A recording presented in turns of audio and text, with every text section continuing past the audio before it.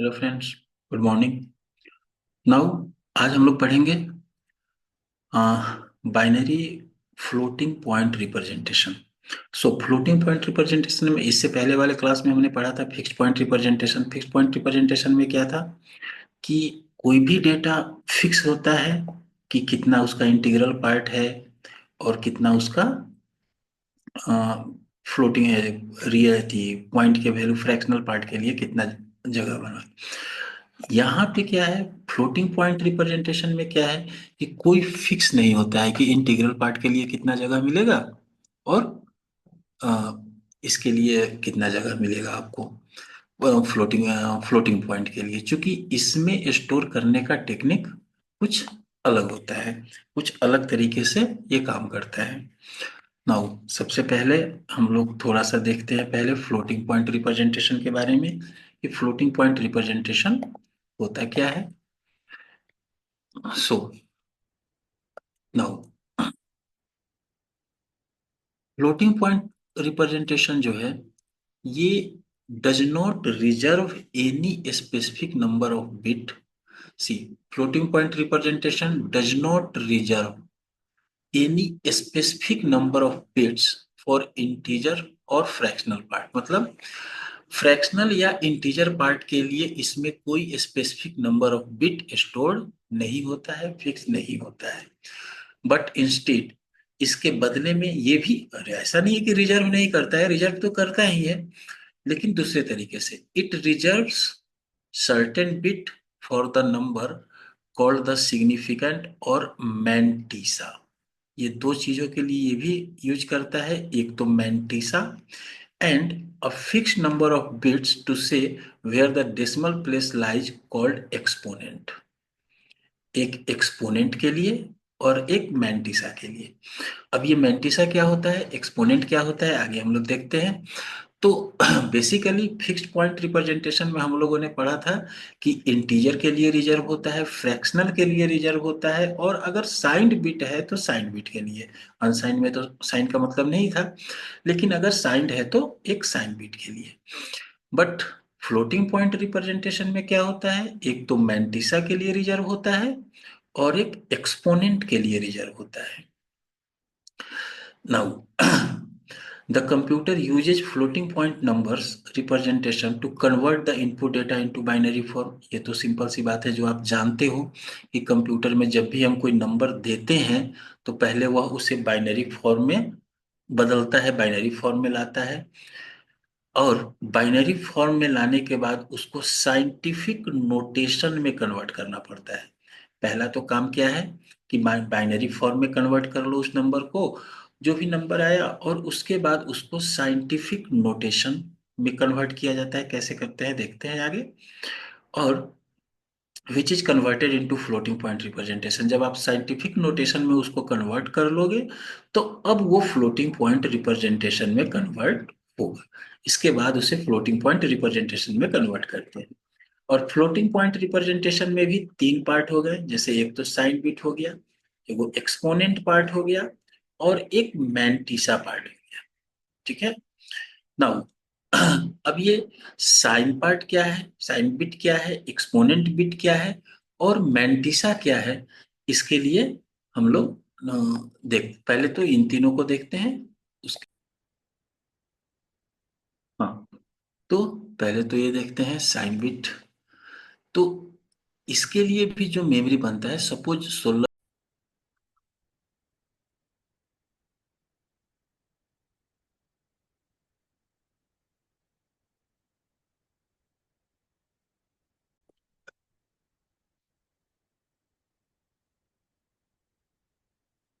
Bit register पे हम लोग काम करते हैं। जस्ट समझने के लिए कोई भी एग्जांपल तो हमें लेना पड़ेगा। तो मान लो कि अगर 16 बिट रजिस्टर बनाते हैं तो 16 बिट रजिस्टर किस तरह से होगा, सपोज इस तरह से, इसमें 16 बिट हैं। तो 16 बिट में बेसिकली जो सबसे पहला बिट है, अगर ये साइंड है तो, अनसाइंड है तब नहीं। अगर ये साइंड है तो पहला बिट तो साइन बिट हो गया, इसमें तो कोई सोचना ही नहीं है। उसके बाद दूसरा होता है हमारा एक्सपोनेंट पार्ट। एक्सपोनेंट पार्ट और तीसरा है हमारा मैंटिसा पार्ट। तीसरा है हमारा मैंटिसा पार्ट। नाउ तो इस तरीके से रिजर्व होता है। जनरली क्या होता है, 16 बिट रजिस्टर में साइन बिट के लिए 1 बिट रिजर्व होता है, एक्सपोनेंट के लिए 7 बिट रिजर्व होता है, और मैंटिसा के लिए 8 बिट रिजर्व होता है। चूंकि 16 बिट जगह है हमारे पास, तो 1 बिट साइन बिट में चला गया, एक 7 बिट एक्सपोनेंट में चला गया, और 8 बिट हमारा आ गया मैंटिसा पार्ट के लिए। नाउ होता क्या है कि जब भी कोई नंबर हम लोग लिखते हैं, जैसे सपोज करो 2 का पावर, चूंकि ये बाइनरी नंबर है तो हम लोग सारा काम 2 के पावर में करते हैं। तो अगर हमने लिखा 2 का power 5, then this 5 is called exponent. ये 5 क्या है, एक्सपोनेंट है। अगर हम लिखते हैं 2 का पावर 7, तो ये 7 क्या है, एक्सपोनेंट है। तो इसको रिजर्व करने के लिए, इसी तरह से पावर वाले वैल्यू को स्टोर कराने के लिए एक्सपोनेंट का यूज होता है। और जो हमारा नॉर्मल नंबर है उन्हें स्टोर कराने के लिए हमारे पास मैंटिसा पार्ट है। तो एक तो हो गया हमारा पावर वाला वैल्यू स्टोर करने के लिए। तो जो भी पावर होता है, जैसे सबसे पहले हम किसी भी डिजिट को, जैसा कि आपने देखा कि साइंटिफिक नोटेशन में स्टोर कराते हैं, तो पहले तो हमें उसे साइंटिफिक नोटेशन में स्टोर कराना पड़ेगा। और जब साइंटिफिक नोटेशन में स्टोर हो जाएगा, तो फिर उसके बाद हम उसे एक्सपोनेंट पार्ट और मैंटिसा पार्ट के हिसाब से स्टोर कराएंगे। तो इसमें होता क्या है, जैसे कोई भी नंबर, सपोज आप कोई भी नंबर लेते हो, अ, एक एग्जांपल से देखते हैं। मान लिया कि हमारे पास कोई डेटा मिला, सॉरी, इसे तो हम लोग रहने देते हैं इस तरीके से। अब यहाँ पर हम लोग देखते हैं कि एक कोई नंबर लेते हैं, सपोज 53.5। इसे हमें स्टोर कराना है। तो ये ऑब्वियस सी बात है, पॉजिटिव नंबर है तो पहला बिट तो 0 रहेगा, साइन बिट 0 हो गया, इसमें तो कोई दिक्कत ही नहीं है। नाउ अब इसमें तो ये है नहीं कि 53 को इंटीजर को अलग कर लो, फ्रैक्शन को अलग कर लो, वो तो हमारा फिक्स्ड पॉइंट रिप्रेजेंटेशन में था। यहाँ ये क्या कहता है कि पहले तो इसे आप बाइनरी में कन्वर्ट करो। चलो बाइनरी में अगर हम कन्वर्ट करते हैं, तो 53 को कन्वर्ट करेंगे तो 16 32, 16 और 32 कितने होते हैं, 48, बच गया हमारे पास 5। तो उसके बाद एक 4 और एक 1 होगा, तो 16 32, सॉरी सॉरी 32, 16 8, फिर 4, फिर 2, फिर 1। आई थिंक ये 53 हो गया होगा। एक बार चेक कर लेते हैं। 1 2 4 8, 8 16 32, 16 और 32 मिलकर 48 हो गया, एंड 4 42, ठीक है। नाउ ये हो गया हमारा 53। और 5 के लिए तो आपको पता है, पहले भी आप लोगों ने किया हुआ था, तो 0.1। ये हो गया हमारा रिप्रेजेंटेशन। नॉर्मल क्या हो गया, बाइनरी रिप्रेजेंटेशन। ये आपका बाइनरी भी आ गया। अब हम लोग क्या करेंगे, इसका साइंटिफिक नोटेशन बनाएंगे। तो साइंटिफिक नोटेशन कैसे बनता है, साइंटिफिक नोटेशन बनाने के लिए हमें क्या करना होगा, इस पॉइंट को, अब आप देखो इस पूरे नंबर में हम जितनी बार 2 का पावर मल्टीप्लाई करेंगे, उतना डिजिट लेफ्ट जाएगा। जैसे सिंपली क्या होता है कि अगर सपोज हमने ये लिखा 10, तो 10 का मतलब क्या है, ये 2 है, यानी 2 का पावर 1 है फिलहाल। अगर हम इसमें एक और 0 बढ़ाते हैं, तो क्या होता है कि ये 1 एक डिजिट पीछे चला गया, यानी ये 2 का पावर 2 हो गया।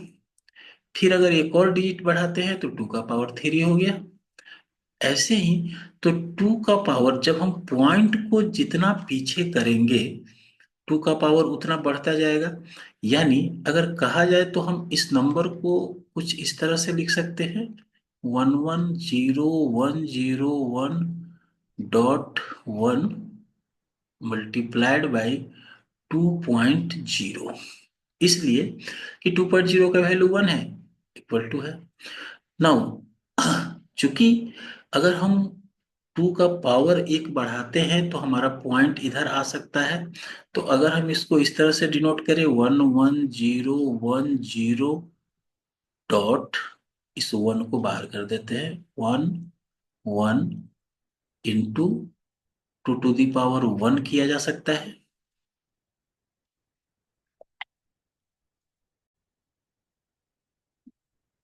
नाउ सिमिलरली अगर हम इसे इस तरह से लिखें, इस जीरो को भी बाहर कर दें पॉइंट में, तो हम इस तरह से लिख सकते हैं 2 to the power 2।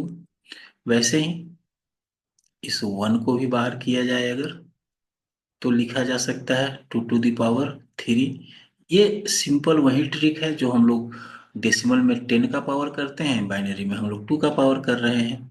1 1 dot 0 1 0 1 1 into 2 का पावर 4, या फिर 1.10 1 0 इंटू 2 का पावर 5। तो अगर हम जब इसे इस फॉर्म में ला देते हैं, ये देखो यहाँ पे इंपॉर्टेंट 2 टू दी पावर 5 नहीं है, 2 टू दी पावर 5 के फॉर्म में लाना जरूरी नहीं है। जरूरी ये है पॉइंट को यहाँ पे लाना, मतलब पॉइंट के पहले एक सिंगल 1 होना चाहिए।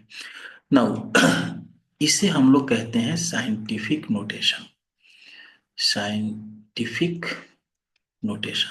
तो अब ये हमारा डेटा साइंटिफिक नोटेशन में आ गया। अब इसके आधार पे अब इस डेटा को हम लोग स्टोर कराएंगे। इसमें किस तरह से स्टोर कराएंगे? तो पॉइंट के पहले 1 है, ये तो फिक्स है, इसलिए हमें अब इसे स्टोर कराने की जरूरत नहीं है। सीधा इसमें ये जो 5 हुआ, 5 इज अ एक्सपोनेंट, क्योंकि 2 का पावर 5 है। And 1 0 1 0 1 1 is the mantissa. ये हो गया आपका मैंटिसा पार्ट। तो यहां पे हम स्टोर क्या कराएंगे? 1। अब अगेन यहाँ पे हमको देखना है 1 0 1 0 1 1। ये हमारा क्या है? Mantissa part. ये आ गया मैंटिसा।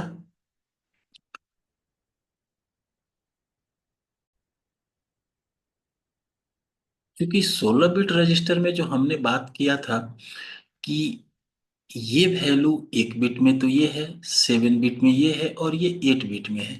तो जब 8 बिट में है तो 1 2 3 4 5 6 7 8 इस तरह से स्टोर होगा मैंटिसा हमारा। और एक्सपोनेंट कैसे स्टोर होगा? तो एक्सपोनेंट, चूंकि ये जो मैंटिसा पार्ट है एक तरह से पॉइंट के बाद का है, इसलिए बाद में जीरो जोड़ेंगे तो कोई फर्क नहीं पड़ेगा। 1 0 1 0, अब यहाँ पर 5 हमारा एक्सपोनेंट है, तो 5 का बाइनरी फॉर्म होता है 1 0 1। अब अगर इस 1 0 1 को यहाँ रखते हैं और इसको 7 बिट में बनाने के लिए राइट साइड में जीरो देंगे तब तो नंबर बढ़ जाएगा। तो हम यहाँ पर लेफ्ट साइड में 4 0 दे देंगे। नाउ इस तरीके से हमारा ये स्टोर होता है फ्लोटिंग फ्लोटिंग पॉइंट रिप्रेजेंटेशन। इसी तरीके से फ्लोटिंग पॉइंट रिप्रेजेंटेशन में स्टोर होता है ना।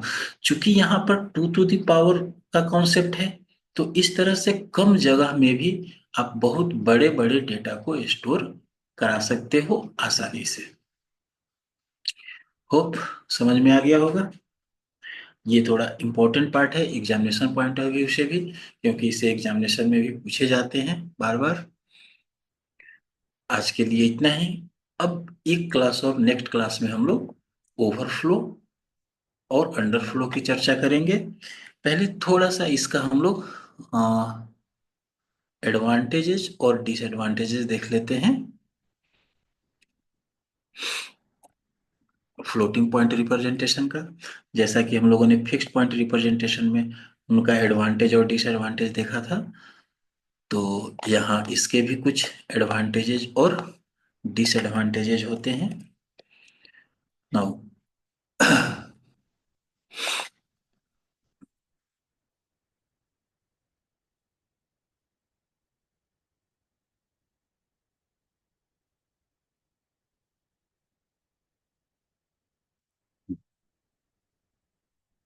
यहाँ पर पहले इसके कुछ एडवांटेजेज हैं फ्लोटिंग पॉइंट रिप्रेजेंटेशन के। पहला, by using floating point representation any type and any size of number can be represented easily. इसमें बहुत छोटे से छोटे जगह में आप कितना भी बड़े नंबर को स्टोर करा सकते हो, किसी भी तरीके के डेटा को स्टोर करा सकते हो आप। इंटीजर को स्टोर करा सकते हो, रियल नंबर को स्टोर करा सकते हो, हर तरह का डेटा आप फ्लोटिंग पॉइंट रिप्रेजेंटेशन में स्टोर करा सकते हो। There are several standardized representation for the floating point representation। इसके बहुत सारे स्टैंडर्ड तरीके हैं जिनका यूज करके आप फ्लोटिंग पॉइंट रिप्रेजेंटेशन में डेटा स्टोर करा सकते हो, बट स्टिल इसके कुछ डिसएडवांटेजेस भी हैं। जैसे floating point representation is basically complex representation. थोड़ा सा ये कम्प्लेक्स हो जाता है क्योंकि आपको इसमें मैंटिसा अलग करना होता है, एक्सपोनेंट अलग करना पड़ता है, साइंटिफिक नोटेशन बनाना पड़ता है, तो थोड़ा सा दिखने में कॉम्प्लेक्स लगता है। Length of register for storing floating point number is large. Generally इस तरह के डेटा को स्टोर कराने के लिए थोड़ा लार्ज नंबर ऑफ रजिस्टर चाहिए, थोड़ा बड़ा रजिस्टर चाहिए, तो मेमोरी साइज थोड़ा इसमें बड़ा लगता है। बट जितना बड़ा मेमोरी साइज लगता है उतना बड़ा ज़्यादा डेटा भी इसमें स्टोर हो सकता है। तो ये कुछ एडवांटेजेस और कुछ डिसएडवांटेजेस थे फ्लोटिंग पॉइंट के लिए। आज का क्लास इतना ही। नेक्स्ट क्लास में हम लोग पढ़ेंगे underflow, overflow and underflow. Thank you.